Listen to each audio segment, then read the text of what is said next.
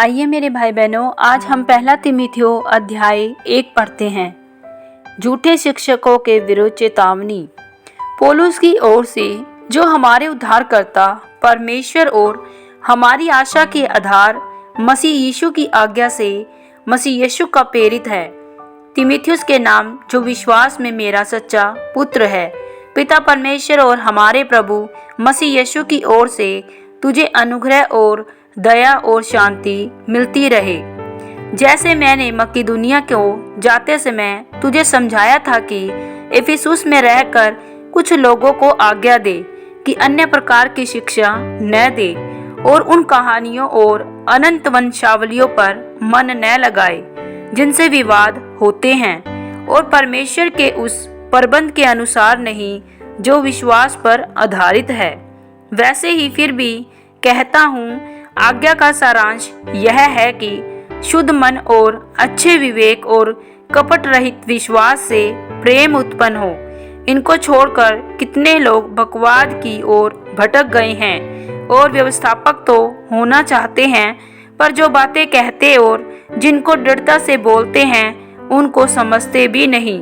पर हम जानते हैं कि यदि कोई व्यवस्था को उचित रीति से काम में लाए तो वह भली है, यह जानकर कि व्यवस्था धर्मी जन के लिए नहीं पर अधर्मियों, निर्कुंशों, भक्तहीनों, पापियों, अपवित्र और अशुद्ध मनुष्यों, माँ बाप के घात करने वालों, हत्यारों, व्यभिचारियों, पुरुषगामियों, मनुष्य के बचने वालों, झूठ बोलने वालों और झूठी शपथ खाने वालों और इनके अतिरिक्त खरे उपदेश के सब विरोधियों के लिए ठहराई गई है।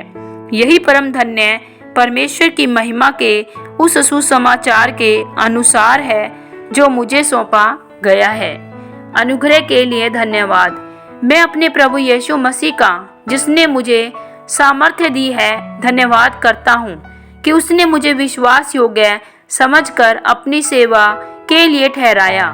मैं तो पहले निंदा करने वाला और सताने वाला और अंधेर करने वाला था, तो भी मुझ पर दया हुई, क्योंकि मैंने अविश्वास की दशा में बिन समझे बूझे ये काम किए थे। और हमारे प्रभु का अनुग्रह उस विश्वास और प्रेम के साथ जो मसीह यीशु में है बहुतायत से हुआ।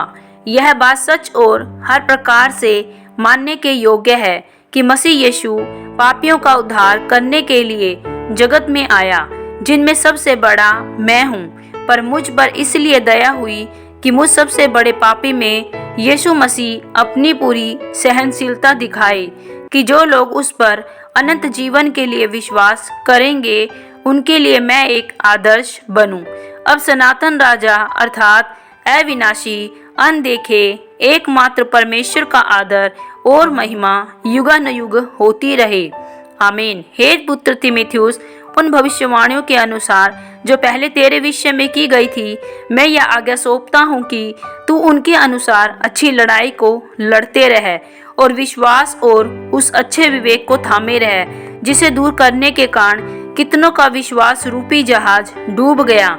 उन्हीं में से हुमिनियुस और सिकंदर है, जिन्हें मैंने शैतान को सौंप दिया है कि वे परमेश्वर की निंदा करना न सीखे।